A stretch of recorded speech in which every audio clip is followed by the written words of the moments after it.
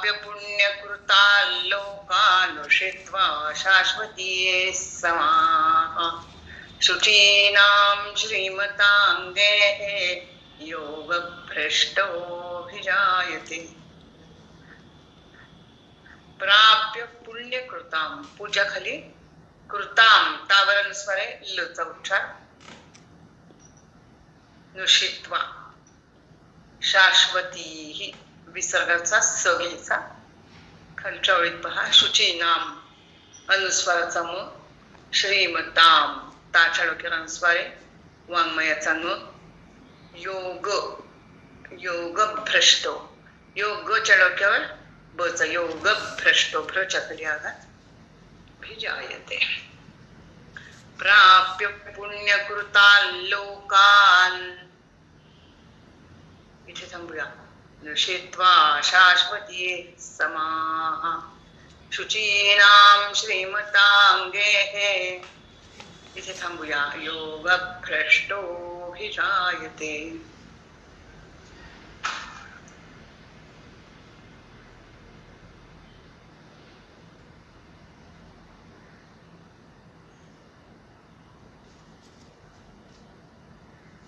अर्जुनाचा असा प्रश्न आहे की श्रद्धा तर आहे, पण काही कारणामुळे उपासना किंवा साधना आपली ती जर खंडित झाली आणि आपल्या प्रारब्धामुळे शरीराचा जर आपला मृत्यू झाला तर त्या जीवाची काय गती होते? मग ती साधना पुन्हा पहिल्यापासून करावी लागते का काय? जीवनात केलेली कोणतीही साधना, कोणतंही चांगलं कृत्य कधीच फुकट जात नाही आणि भक्तीने जो करतो त्याचा नाशही कधी होत नाही, हे या श्लोकात सांगताय बघा। साधना पूर्ण न होताच त्याचा मृत्यू झाला तर त्याची काय गती होते ते पाहूया ह्या श्लोकामध्ये। योग भ्रष्ट पुण्यकृतां लोकान प्राप्य, म्हणजे योग मार्गापासून भ्रष्ट भ्रष्ट झालेला सुटलेला माणूस हा पुण्यवान लोक म्हणजे स्वर्ग इत्यादी लोक प्राप्त करून शाश्वती ही समाहा उषित्वा, पुष्कळ वर्षापर्यंत, शाश्वती ही समाहा म्हणजे पुष्कळ वर्षापर्यंत, उषित्वा म्हणजे राहून, शुचीनाम श्रीमतांगे हे अभिजायते, शुद्ध आचरण करणाऱ्या श्रीमंत माणसाच्या घरामध्ये जन्म घेतो। एकत्रित अर्थ बघूया, योग मार्गापासून भ्रष्ट झालेला माणूस पुण्यवान लोक म्हणजे स्वर्ग इत्यादी उत्तम लोक प्राप्त करून घेऊन पुष्कळ वर्षापर्यंत निवास करून नंतर शुद्ध आचरण असणाऱ्या श्रीमंत माणसाच्या घरामध्ये जन्म घेतो।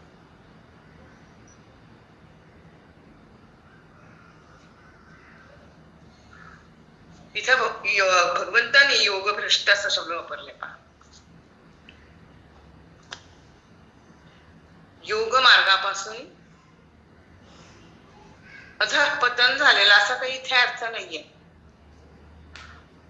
म्हणजे मग काय आहे तर ज्याला श्रवण मनन ध्यानयोग कर्मयोग केलेला आहे पण काही कारणामुळे त्यात खंड पडला असा अर्थ आहे।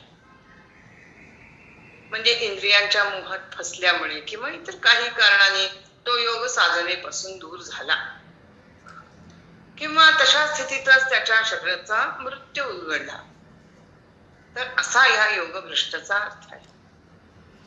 जो काहीतरी साधना करतच होता त्यात खंड पण नव्हता, पण साधना पूर्ण होण्यापूर्वीच त्याच्या प्रारब्धानुसार शरीराचा नाश झाला, मृत्यू आला त्याला।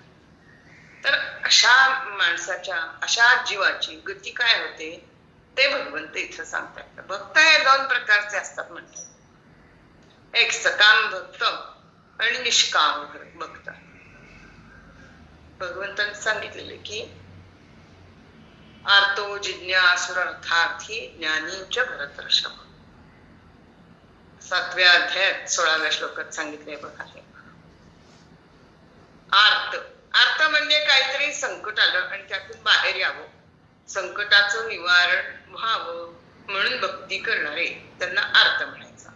अर्थार्थी म्हणजे काय जीवनात संसारामध्ये आपल्याला पैसा पाहिजे, कीर्ती पाहिजे, त्यासाठी भगवंताचं सहाय्य मिळावं म्हणून भक्ती करतात.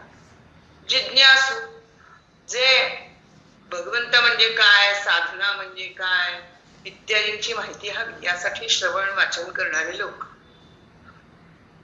जिज्ञासू. एकदा काम झालं की ही मंडळी भगवंतांना विसरण्याची पण शक्यता असते. जिज्ञासू फक्त जाणण्यापोटी तेवढं भगवंत असे असतात. आणि काही भक्त हे निष्काम भक्त असतात, त्यांना भगवंत जे देतो त्यातच ते संतुष्ट असतात. ते भगवंताची भक्ती केवळ त्यांच्यावरील प्रेमापोटी करतात आणि मागणं एवढंच की हे भगवंता तुझी आठवण, तुझं अनुसंधान सतत राहू दे, तुझं सानिध्य असू दे अशी पण प्रार्थना करतात. आणि सर्वांचं कल्याण व्हावं, सर्व सुखी असावेत, माझ्या मनात वाईट कोणतीच भावना येऊ नये, फक्त भगवंताची सेवा घडावी, हे असतात निष्काम भक्त.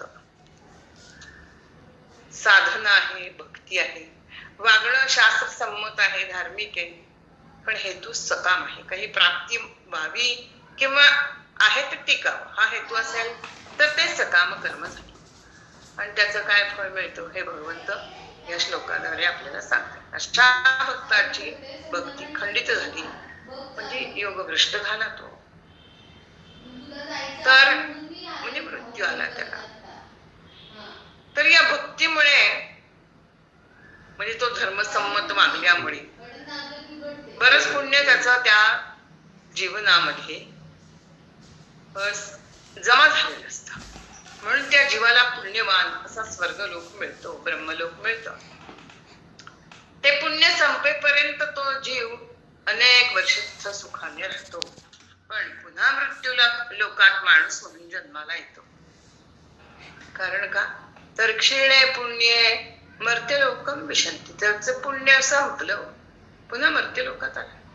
आणि पण त्याला भगवंत शुचीनाम श्रीमतांगे, अत्यंत श्रीमंत पण शुद्ध आचरण असणाऱ्या उत्तम संस्कार असलेल्या घरात जन्म देतात.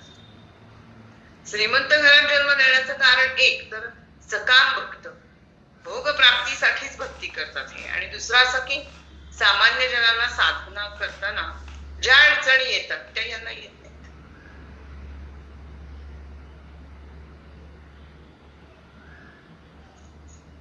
शुचीनाम गेहे, शुद्ध आचरण असलेले श्रीमंत घर असं भगवंत म्हणतात. घर श्रीमंत असो किंवा गरीब असो, ते एकतर शुद्ध आचरण करणारे असतं, धर्म मार्गाप्रमाणे जगणारे असतात. शुचीनाम श्रीमंताम गेहे याचं एक उदाहरण सांगायचं तर एकनाथ महाराजांचं कुळ अगदी अलीकडच्या काळामध्ये गोंदवलेकर महाराजांचं घराणं ही उदाहरणं आहेत. चाफळचं मंदिर परत सुंदर रीतीने उभारणारे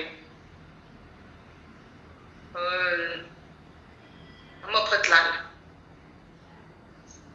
किंवा आपण गोरखपूर प्रेसचा गीता हा ग्रंथ स्वस्तात खरेदी करतो, ते त्यांना स्वस्तात देणं शक्य होतं जय दयाळ गोयंका यांच्यासारख्या श्रीमंत सुशील आणि दानशूर माणसामुळेच. म्हणजे अशी ही माणसं दानशूर आहेत, त्यांच्यामुळे आपल्याला हे सगळं स्वस्तामध्ये प्राप्त होतं. यावरून एकच आपल्याला लक्षात येईल की श्रीमंत घरात जन्म येणं किंवा गरीब घरी जन्म येणं ही भगवंताची लहर नाहीये, तर आपलं पूर्व कर्माचं ते फळ आहे. आणि त्या त्या परिस्थितीत आपण कसं वागतो यावर आपल्या पुढच्या जन्माचा नकाशा तयार झालेला असतो. हे भगवंत या श्लोकात आपल्याला सांगतात. श्लोक कसा म्हणायचा, प्राप्य पुण्यकृता लोकानुषित्वा शाश्वती समाः शुचीनां श्रीमतांगे योग भ्रष्टोऽभिजायते